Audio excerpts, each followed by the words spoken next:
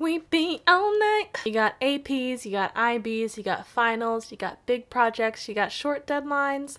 You gotta pull an all-nighter sometimes. Hey, it's Asante, and everybody has those days.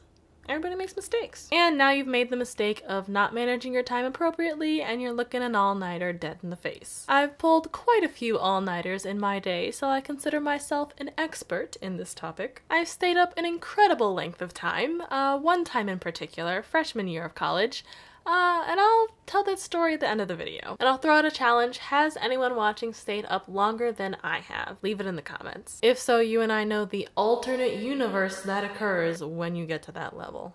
Yikes. If you want to pull an effective all-nighter, you'll need to have your strategy down, but first off, I do not condone all-nighters. Do not pull an all-nighter unless you absolutely have to. In fact, there are some situations when you really should not pull an all-nighter. If you have a big test coming up, you should really try and get at least a couple of hours of sleep the night before so that your brain can reason properly the next day. If you see yourself having to cram for a test, try and cram the night before the night before. Similarly, if you're giving a presentation the next day, you'll want to have your wits about you. And if you're gonna have to drive the next day, don't do it, don't do it. Go to bed. In high school, I found out that the minimum amount of sleep that I needed to be fully functional the next day was 4 hours. So if I had anything big coming up, I would cut off any studying or prep at the 4 hours before wake-up time mark. So you decided, nope, you are actually going to need to pull an all-nighter. First, know that you're not avoiding sleep, you're just delaying it. So you've got to figure out your sleep management. If you can afford it, take a nap beforehand. If you can start this all-night marathon recharged, then all the better. Know when you have to get going to class or to work. Not that I've ever pulled an all-nighter since college. What? That was totally just a college thing.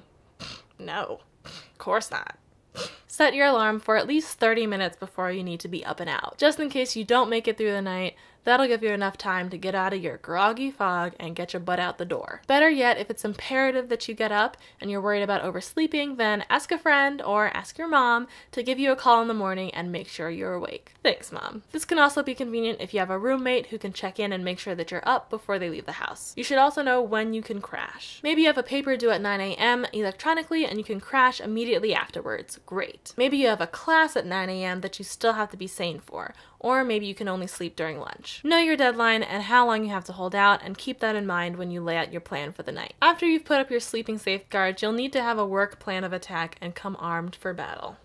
What tasks do you absolutely have to get done? What do you know you're going to be asked about tomorrow? Which assignments will have the biggest impact on your grade? Maybe you should work on those first. Or what takes you the most mental effort and concentration to do?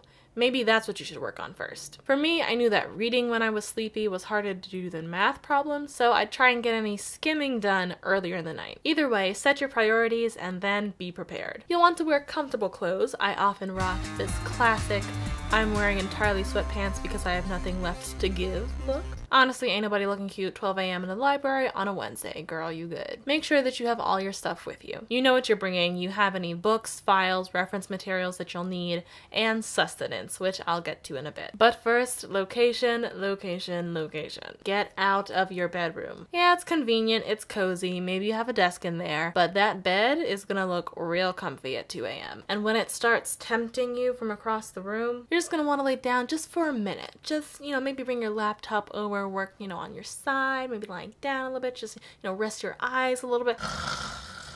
Trust me, I've been there. And then you'll be grateful for that alarm that you set earlier that you didn't think you would need. Also, if possible, and this is easier if you're in college, surround yourself with people who are also pulling all-nighters. At my college, we had a library that was open 24 hours during the week. It was called Lamont Library, and during finals, people would become Lamonsters. For me, the peer pressure of having everyone else studying around me helped me to focus on getting my work done. And as with making YouTube videos, lighting is key. Part of this is tricking your body into thinking that it's still time to be up and running, so you definitely want to have bright lighting in your environment. Getting started into work mode before your usual bedtime can also help you in trying to keep the momentum going, instead of winding down and then having to rev back up. If you're like most people, then you'll probably need some caffeine to get you through, which means the next step is to pick your poison. There is an abundant variety of caffeine and energy drinks out there, with a variety of risk. Drink responsibly. My go-to was 5 Hour Energy. It was clear that this has one goal, and it's to keep me awake. It looks like medicine, it tastes like medicine, so when I do it, I don't do it lightly. And I'm not gonna get hooked because it's not a particularly pleasant experience to drink. And I also like that I don't have to drink a lot of this for it to be effective. Figure out what works for you.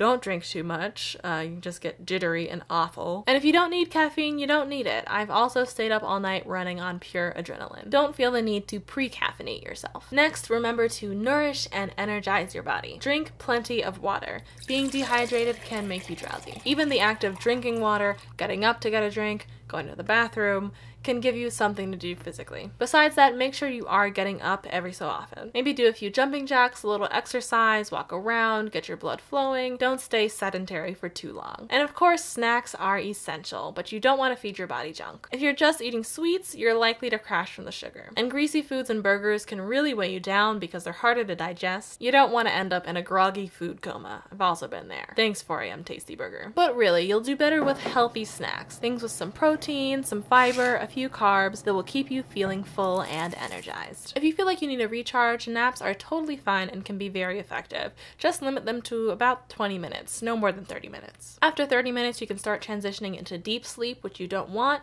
because it's harder to wake up and you start to get that groggy feeling. You can also try taking a coffee nap, which is when you take some coffee or some caffeine and then nap for 15 minutes while that caffeine takes effect. So by the time you wake up refreshed, a dose of caffeine hits your bloodstream. I've also learned to bring napping supplies, something soft to rest your head on. This ostrich pillow has been a favorite of mine. It's small but versatile, and it's a nice little cushion that's better than resting your head on your hands. Once you're done working, get any amount of sleep that you can. 2 hours of sleep is better than 0. Just make sure you've set that alarm or enlisted a friend. And you've done it! You stayed up, you got it done, and you promised yourself that you'll plan better next time and you'll never do it again. Until next fall. My freshman year of college, I was not expecting the workload to smack me in the face in the way that it did. 2 of my finals I had one day after the other. I think it was science and math. I was not adequately prepared for either of them and I stayed up 54 hours. That's 2 consecutive all-nighters, over 2 full days, and my freshman year roommates can attest to the fact that I was a complete zombie at that point. You really just get to a point beyond sleep, like your senses have stopped registering everything that's going on and like half your body is on autopilot and parts of it have numbed itself in order to stay up this long. Just don't do it, guys. Don't do it. Oof. In the comments, let me know if you've ever pulled an all-nighter and how that went. Did you beat my high score? I hope not. Or if you've never pulled an all-nighter. I've met those people. They exist. I don't know how. People always ask me about time management tips in college because, like, you would think, but nope. You can like this video if you liked it, subscribe to see more, and if you want to help me make more and do more with this channel, then consider supporting me on Patreon. As always, remember to live spiritedly and think creatively. What's making me happy this week is the fact that I sent out my first email newsletter. Woo! The email newsletter is important because it's a platform-independent way for me to reach you guys. You know, sometimes depending on like how frequently you upload or how long your videos are, YouTube may promote you or they may not. Videos might show up in the sub box, they might not. Particularly if it's been like more than 2 days since I posted, like you might not see it. But unlike social media, email providers don't curate which emails you do and don't get. Which is why if you definitely want to stay up to date and know about all my videos and what I'm doing otherwise, and maybe get some updates and some recommendations, then make sure to subscribe to my email newsletter. Another thing that's making me happy is seeing all the lovely comments on my last Nerd Fighter video. Tyler, Valerie, Matt, Teo, Nicole, just so many warm fuzzy comments. Thanks guys. And what gave me a good laugh this week was seeing the Now This Nerd channel debut on what used to be SourceFed Nerd. Let's just say SourceFed Nerd has some very loyal fans. What a comment section. Well, I'm gonna go not stay up all night editing this. Thank you so much for watching and I will see you next time.